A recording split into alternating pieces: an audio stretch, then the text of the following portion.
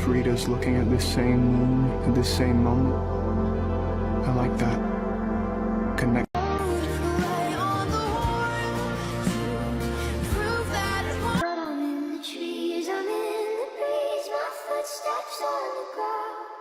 You see my face in every place, but you can't catch me now. What am I supposed to do when the best part of me was always you? Feel free to give me a smooch or two, or if you're feeling a little more frisky, go ahead and kill me. It's a really screwed up world, but it's not your fault. And what happened?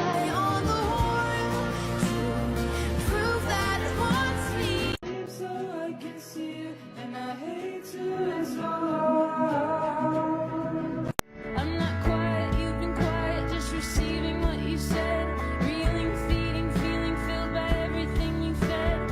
I miss you. I want to see you. I'm going to hike there. Console me, and then I'll leave without a trace. Come, you're the only one that's holding me down. Kind of hate most things, but I never really seem to hate you. I want to spend the rest of my life with you. Is that cool? You're a part-time lover and full-time. Oh, I tried to kill myself when I was 14. Can I talk about that? The monster's gone. He's on the run, and your daddy's here. I didn't ask to be different. I just want to go out and have friends and be like other girls my age. You'll never be like them. You need to get used to that. I hate you for what you did, and I Told me your new man don't make you nut. It's a damn shame. You come here, I knock your pussy out the damn frame. I'm sorry that I'm not a person anymore. I'm a problem.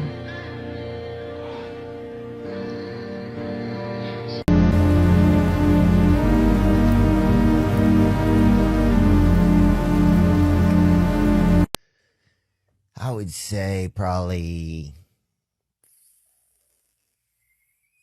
4 minutes. I would say probably 4 minutes.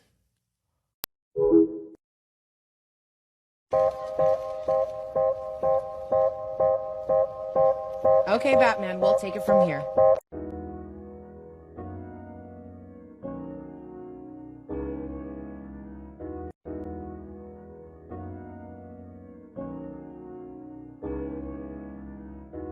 I have this paralyzing fear that'll maybe go nowhere. And they're gonna be like, hey, do you guys like want anything? And we're gonna be like, no, because we have each other. When you lay awake at night, do I ever cross your mind? 'Cause you still cry. It's not the fact that you're kissing her that bothers me. I mean, it does bother me, but it's...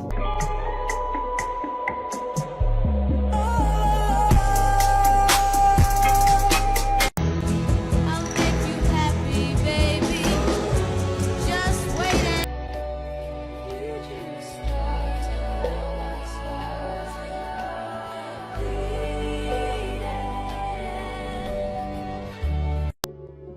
I just knew that I would never find somebody else like her in the entire world, and pain that I caught you at a bad time. It's a shame that I memorized your outline. You were straight up with me, you were so kind, but I knew what you knew, honey, great minds. It was harsh 'cause I lost what I wanted.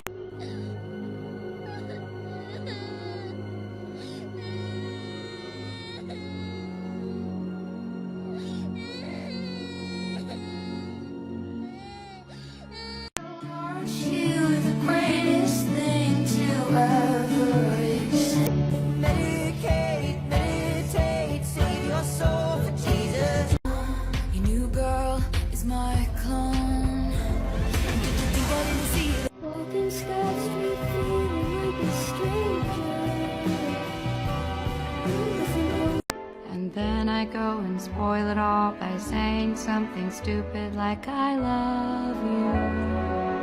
You make me feel like a fool.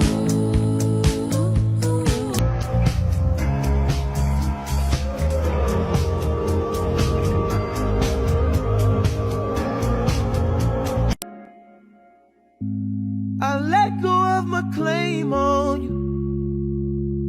It's a free world. Every single lyric is exactly how I feel. Exactly how I feel. Every lyric, exactly how I feel.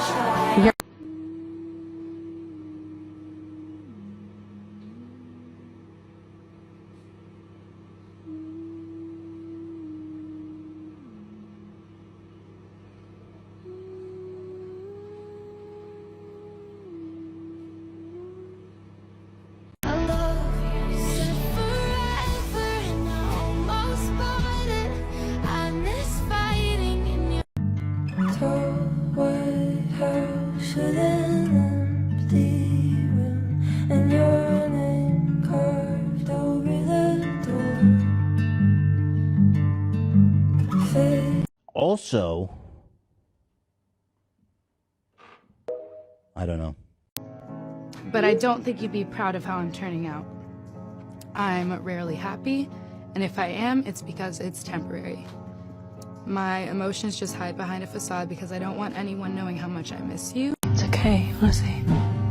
It's okay not to be okay.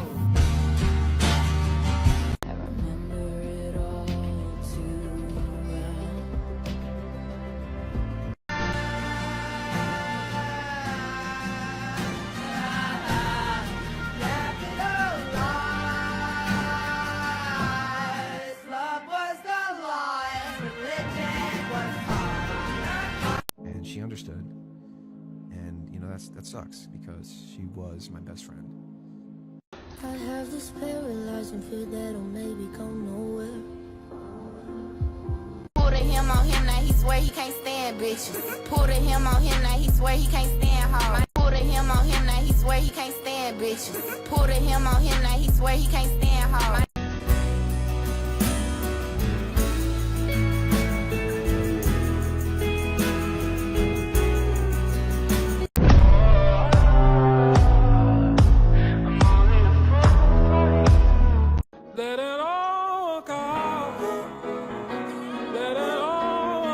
My girlfriend gets so depressed, she never leaves the house. When the sun goes down and the moon comes up.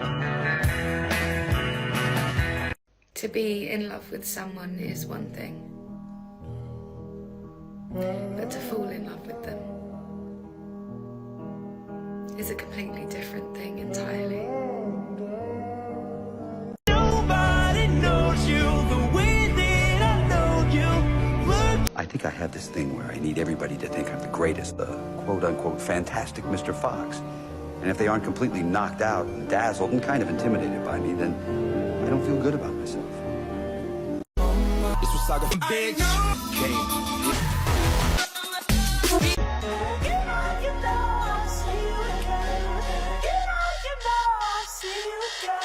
Oh, I tried to kill myself when I was 14.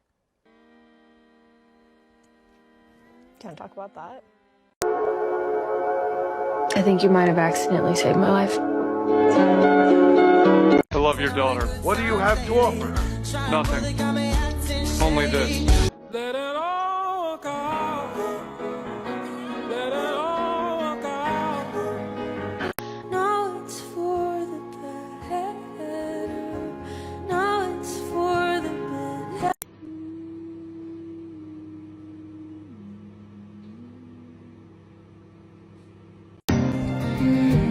'Cause that's just the way life goes. Happy and free and leather. Hi, ma'am. I'm Gibby. She doesn't speak English. I'm still Gibby.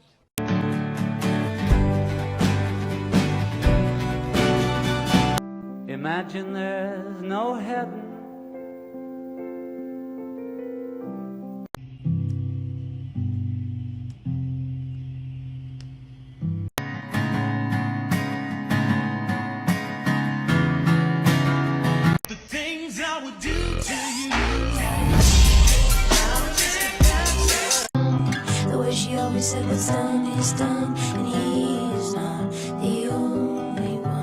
be like, hey, do you guys like want anything? And we're gonna be like, no, because we have each other. I love your daughter. What do you have to offer her? Nothing. Only this. What's that supposed to be about, baby? Go for your... I don't want to be a rapper. I want to be...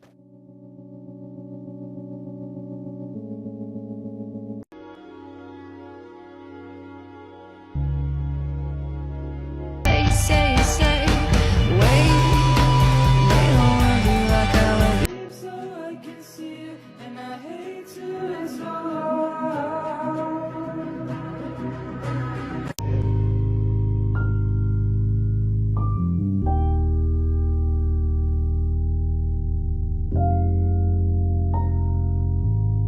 When you say you love me, no, I never treat me this shitty.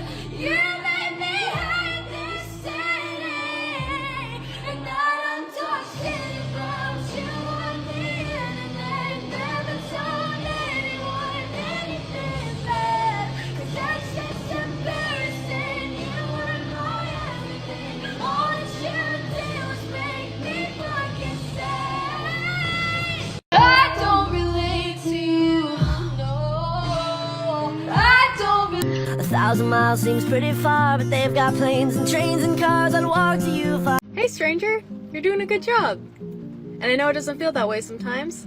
I don't know who needs to hear this today, but you don't need to have that last conversation that you think that you need to have with them in order to get closure. You give yourself closure by moving on and removing their access to you. So whatever you think that you will gain from that last conversation with them is actually just your ego's want for validation. But do you really need the person who hurt you to tell you that they hurt you when you know that they hurt you? So validate yourself, and also know that the person who hurt you cannot heal you.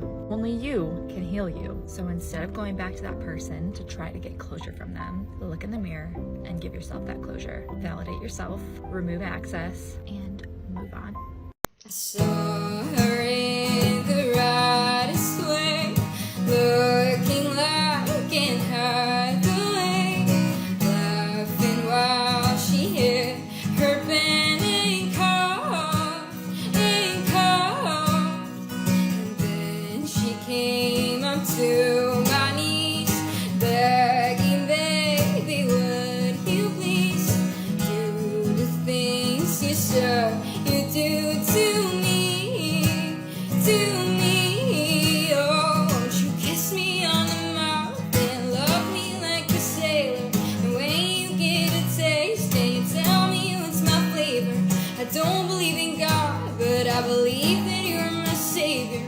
My mom says that she's worried, but I'm covered in this favor, and when we're getting dirty, I forget all that is wrong. Sleep so I can see you, 'cause I hate to wait so long. Sleep so I can see you, and I hate to wait so long.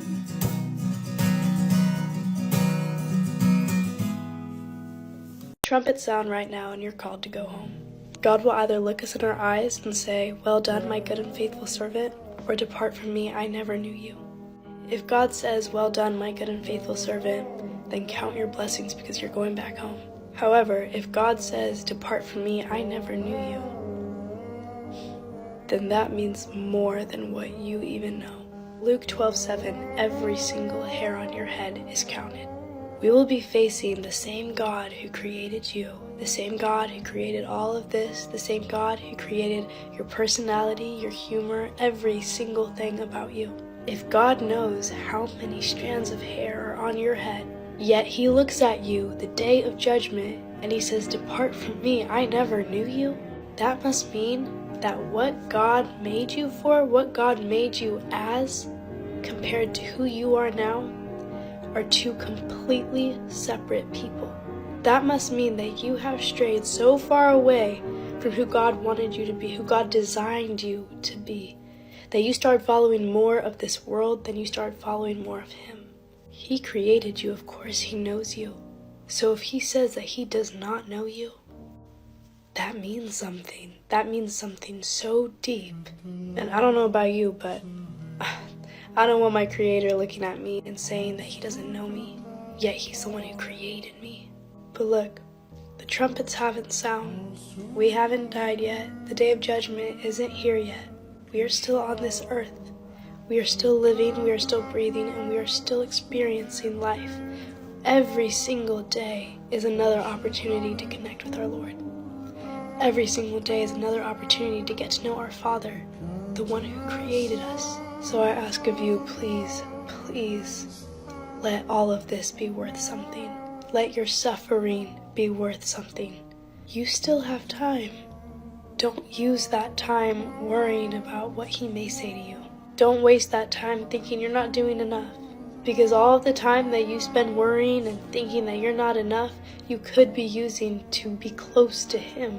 You could be using to strengthen your relationship with Him. Don't be a stranger to your Father. He is right there next to you, just waiting for you to acknowledge Him. Amen and God bless. I don't know who this is for, but I just want to remind somebody out there what God thinks of them. How is that possible?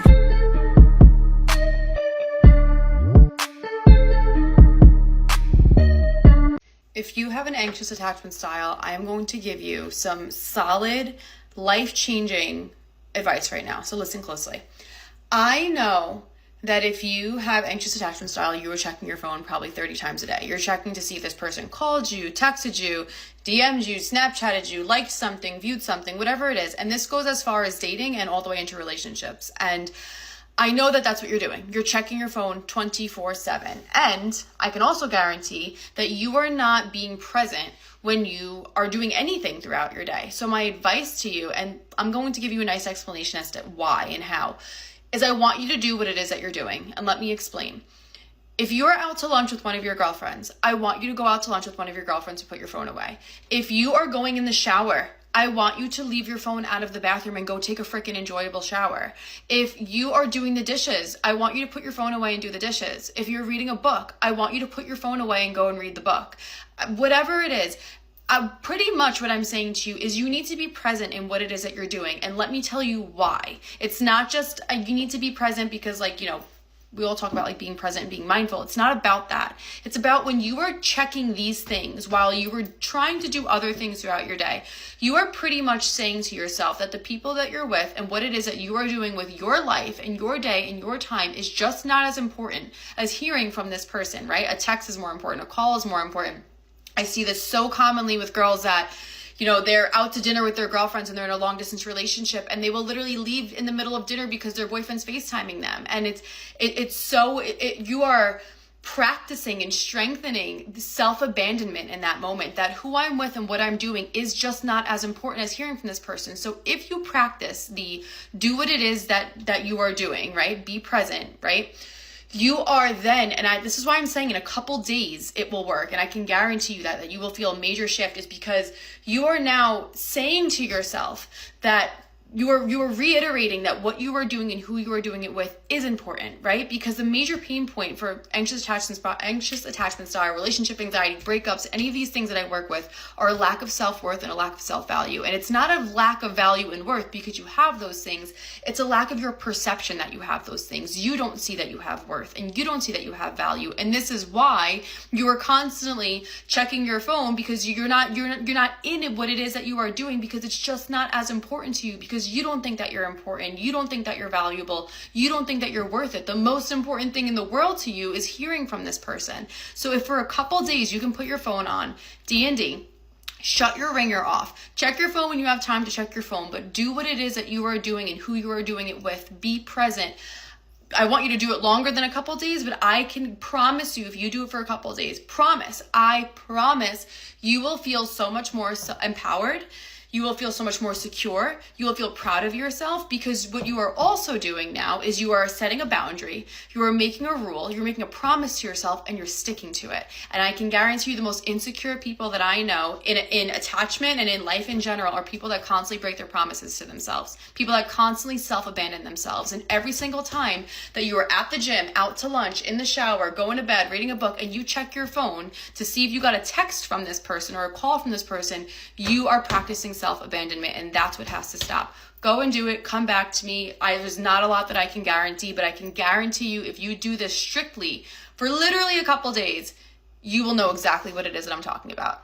If I could ask a question to a killer that has been caught, it honestly probably would be, do you guys just forget about security cameras? You spend all this time committing a crime, cleaning up the crime scene, making sure that everything is fine so you guys don't get caught, just to forget about security cameras? I mean, good for us, obviously, because then we could catch them and they can get convicted, but like, especially in public places, it seems so silly to me. Silly's not the right word, but you know what I mean. I feel like my eyes are taking extra long to work today. I feel like I need like an extra blink to get clear vision.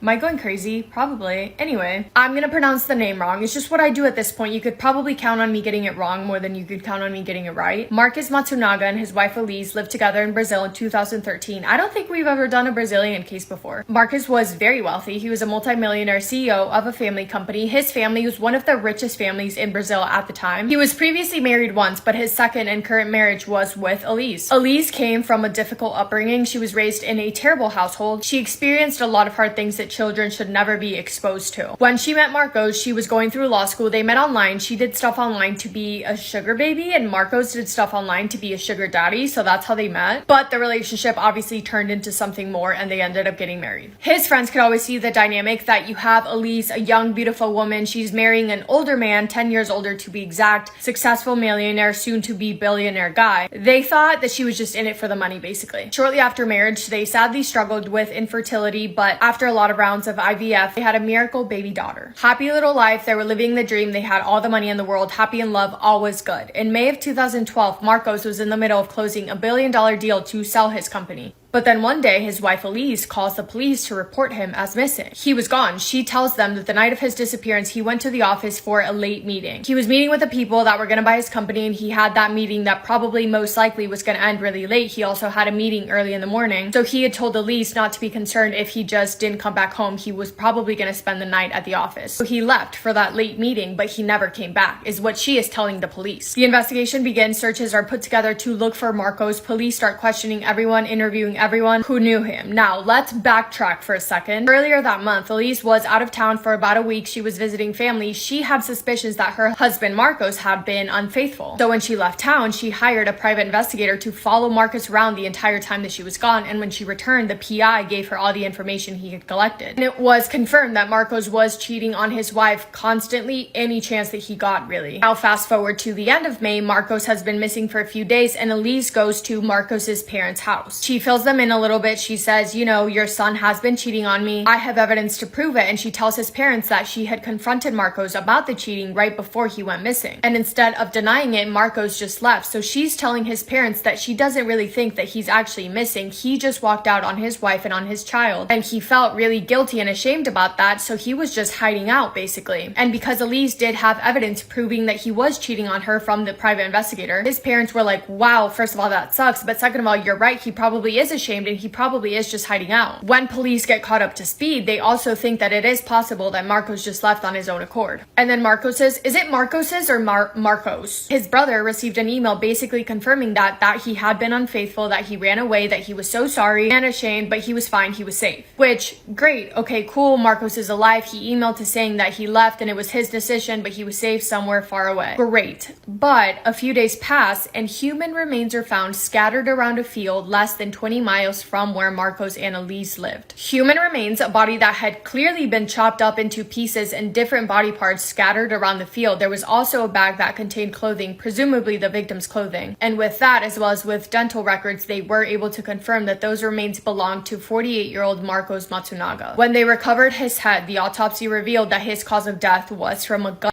wound to the head. This was obviously murder, right? Somebody did this to this man, but why and who? Police gathered security camera footage from the apartment that he lived at with his wife and his daughter. The day that he went missing, he's seen in the elevator going downstairs to grab some pizza. He goes back upstairs, he enters their apartment, and he never comes back out again. The next person to be seen walking out of their apartment and into the elevator is Elise, and she has 3 suitcases. She is seen leaving with the suitcases, and when she comes back, she no longer has them. It doesn't take a genius to figure out what has happened, right? Marcos has been missing. He was seen entering his apartment, never came back out, and then his wife leaves the apartment with suitcases. Come on. On June 4th of 2013, police go and arrest Elise and charge her with the murder of her husband. It does not take long for Elise to confess. She tells officers that the night that she came home from her trip, Marcos picked her up from the airport. They went back to the apartment, and when they got back, before she had a chance to confront him with what the PI had given her, Marcos took a mysterious phone call, and then he said that he was going to leave after dinner with no explanation. Elise knows that he is cheating on her. She has not confronted him about it yet, but then he gets a mysterious phone call, says that he is to leave, and Elise is like, yeah, you're probably gonna go meet up with your mistress. Yeah, that's right. I know that you're cheating on me. She gets so angry. She tells him that she knows everything, that she has evidence, that he has been unfaithful, he's a liar, he's a cheater, all the above. And Marcos in return tells her that she's crazy, that she's wrong, she's insecure, and he really belittled her because he couldn't admit that she was right. Elise says that sometime during that argument at some point, Marcos slapped her across the face. And she claims that she was caught so off guard because in the past, he did call her crazy, he did call her insecure. Other than that night in that conversation, Marcos had never laid a hand on her, and now he just slapped her all across the face. Immediately, Elise knows that this relationship is over. The argument has gone too far. He has slapped her, he's threatening her. He is saying that if she leaves, he would make sure that she would never see her daughter again. He's yelling terrible, awful things to her, saying that she's never gonna find another man because no one's gonna love her ever again because she's psycho and she's crazy, she's unstable and incapable of taking care of their daughter. Really attacking her character, and at that point, something took over Elise. Next thing she knows, she's holding a weapon, pointing it at his head. And Marcos is still yelling at her while she's pointing the weapon at him, and he's saying, do it, I bet you won't do it. And she does. She fires the weapon, one singular to the head, and Marcos drops dead. Elise is standing over her husband's lifeless body. She realizes what she has just done, and panic starts to set in. But she also realizes that their child only has one parent left in this world now, and if she goes to jail or goes to prison, her daughter would lose both parents. And she didn't want that to happen, so she made the decision right then and there that she was gonna do what she could to cover up this murder. Elise grabbed a knife. She started cutting him up, cutting off his limbs. She had to get his body small enough to fit into those suitcases, basically, so that she could dispose of the body, and that's exactly what she did. In December of 2016, Elise Matsunaga was found guilty and sentenced to just under 20 years in prison. She is now due for release in 2035. It is believed that she will be around her 50s by the time that she gets out of prison. Her daughter is alive and well, thankfully. She's being taken care of by Marcos's parents, her grandparents. Pretty crazy. Let me know what you guys have to say and what you think on this one. This is maybe kind of random, but I wanted to end the video on the note that there's a lot of sad and scary things that happen in the world, and the life that we have is precious. We only get one. If you have loved ones, please make sure that they know that they are loved. Remind them of it every day. You're never going to regret reminding someone that you love them. Life is precious, it's fragile, and the time that we have on this earth is limited. So be kind to people, be kind to yourself, be kind to strangers at the grocery store, be kind to your friends, your family. Cherish all the memories that you have. Make as many new memories as you can, because life is beautiful. I don't know how else to put it. Anyway, I hope you're having the best day. If not, go do something to make it the best day. Make somebody happy. I will see you in my next video. I love you so much. Massive kiss on the forehead to every single one of you.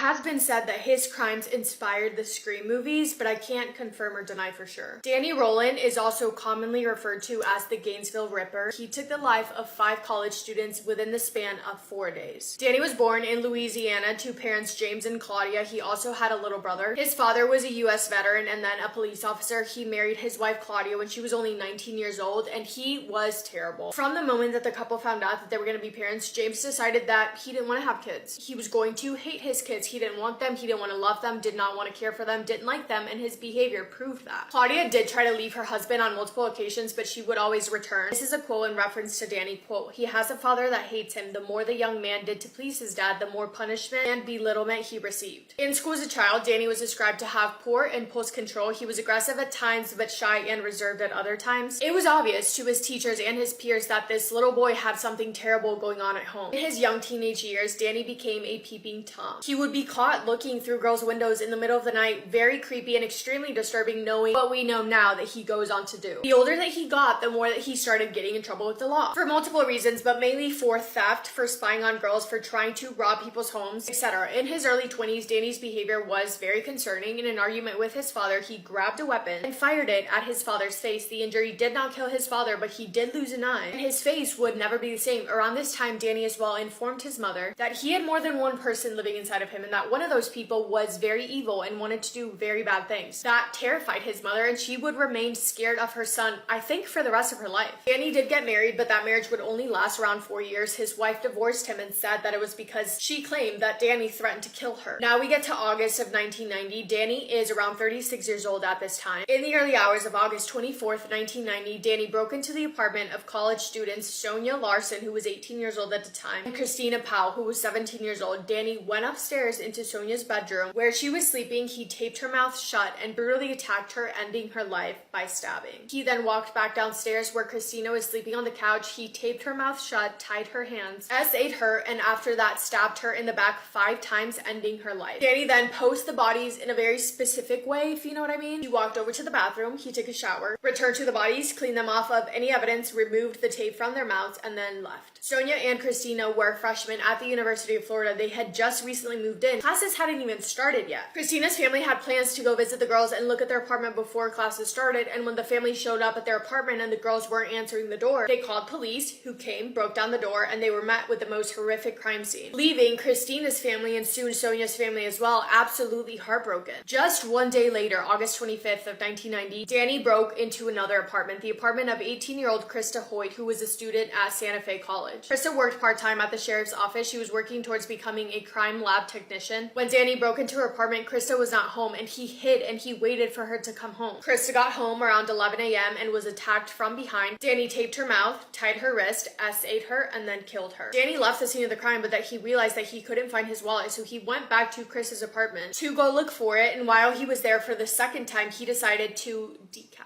Krista. He placed her body a certain way, just like he had done the night before to his 2 previous victims. He then washed her body and left. When Krista didn't show up for work, the co-workers at the sheriff's department went to her apartment to check on her, and again were absolutely distraught by what they found. The way the bodies were left and what was done to them led investigators to link the 3 murders because they had so many similarities. Danny would later claim that he left the bodies the way he did for shock value. He wanted whoever found them to be shocked and mortified, and I guess that he succeeded in that. The murders had shocked the state. Girls, specifically college students, were terrified, especially those who lived alone. I cannot even imagine. Some students were so scared that they even switched schools because this was happening so early on in the school year. There were those who said absolutely not, I'm going to stay as far away from that place as I can, and they switched schools last minute. The first murders happened late Friday, early Saturday. One day later was the third, and on Monday, August 27th of 1990, Danny would strike again. He broke into the apartment of 23-year-old Tracy Powell. Tracy lived with her roommate, 23-year-old Manny. They were both students also at the University of Florida. Tracy knew about the deaths. She was aware that there was some crazy person out there committing crimes, and she was scared. The only time that she would feel safe, the only thing that could make her feel safe, was her roommate Manny. If he was at home, she felt like things would be fine. That day, Manny was. However, Danny would break in and attack Manny first, ending his life. Manny did put up a fight. There was a struggle, but unfortunately, because Danny had a weapon, Manny's efforts to fight back were unsuccessful. Tracy heard the struggle. She saw Danny with her own 2 eyes, and she ran upstairs to her bedroom as fast as she could, but it was too late. Danny forced his way into her bedroom. He taped her mouth, tied her wrist, S8 her, killed her, cleaned her body, posed her body in a specific way, and then left. Police and people of the town were living in fear. 5 lives taken within a course of 4 days. Who was responsible for this, and when would the nightmare stop? This was all happening so fast. Police were receiving leads and tips. Initially, they did identify 2 suspects. One was a 21-year-old student at the University of Florida. He was held in custody for months, but was eventually cleared. However, his life was pretty much ruined because his face was all over the newspaper, and even though he was cleared, he was painted out to be this criminal for months, so even after he was cleared, his life was never the same. Another suspect was also eventually cleared. On November 4th, there was a triple murder in Louisiana. 55-year-old Tom Grissom, his 24-year-old daughter Julie, and his 8-year-old grandson Sean were killed at their house. The body of Julie was left almost identically to the other women's bodies in Florida. Her body was posed, she had been cleaned, and she had tape residue on her mouth. Louisiana police contacted Florida police about this. They tested body fluids found at the crime scene and compared them to body fluids found at the crime scenes in Florida, and both showed that their criminal had blood type B. The investigators would later refer to this as a revelation in the case. Not long after that, a Louisiana resident called in and said that she suspected Danny Rollins to be the killer that they had been looking for. That resident and her husband attended the same church that Danny did. They had even had Danny over to their house for dinner multiple times. On one of those nights when Danny was over for dinner, he confided in the husband and he told him that he had a problem. Danny said that his problem was that he liked to stick knives in people. After the this report, police needed to find Danny Rollins. They needed to speak to him. They wanted to question him, and shockingly enough, Danny Rollins was already in police custody. He was being held in a county jail over a robbery. Now that they had a name, they looked at Danny's blood type that was type B, the same as their killers. They looked at his record, which showed he had a past of robberies. They connected him to a bank robbery that happened the same day Krista Hoyt's body was found. They looked at the evidence that they had for that bank robbery, and they realized that the same tools were used at that robbery that looked to be the same kind of tools that were used to break into the apartments of the Gainesville murders. Upon further investigation, they found a little campsite in a wooded area. They realized that from this campsite, you could see the apartments of the students where the murders took place. That's because Danny would hide out in that campsite. He would stalk his victims and watch them before attacking them, and investigators were able to find a little record player, like a cassette player, in that campsite. And when they finally listened to those tapes, it was the voice of a man. He was talking and singing, and in those tapes, the man said his name, Danny Rollins. All DNA samples that they took from Danny also confirmed to be a match to the DNA found at the murders, and with that, in November of 1991, Danny Rollins was arrested and charged with 5 counts of murder. His trial happened nearly 4 years after the murders. But before his trial could even start, Danny pled guilty. But because Danny is, for a lack of a better word, a coward,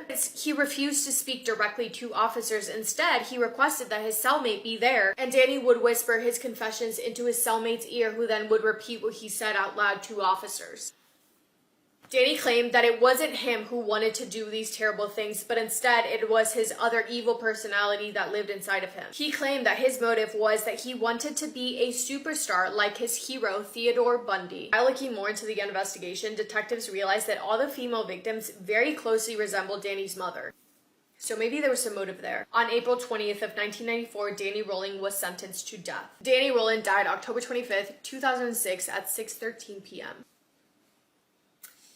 Yeah. Such a terrifying guy. I honestly don't know why he's not spoken about more. Not that he should be, right? But yeah, that is all I have on Danny Rollins. He's terrible and I hate him. Let me know what you think, and let me know if you have heard about this before, because I feel like I don't hear his name very often. Anyway, thank you for spending time with me today. I love you all very, very much. Hope you're having an amazing day. If not, go do something to make it the best day. Make somebody happy, and I will see you in my next video. Massive kiss on the forehead to every single one of you.